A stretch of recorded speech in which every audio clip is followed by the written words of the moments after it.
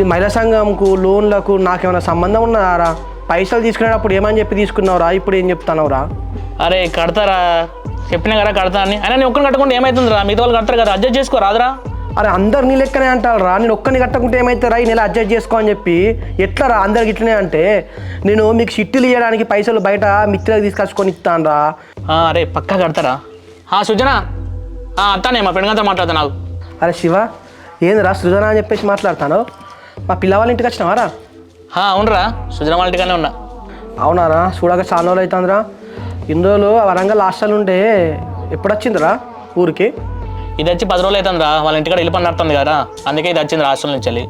సృజన అంటే నాకు ఇష్టం అని చెప్పేసి నీకు తెలుసు కదరా.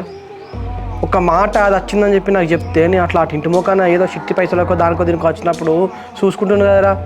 ఎక్కర్రా, ఈ ఇంటి పనిలో కొంచెం బిజీగా ఉండే. ఇప్పటికైనా ఏమైందిరా? సరేదా మరి ఇక.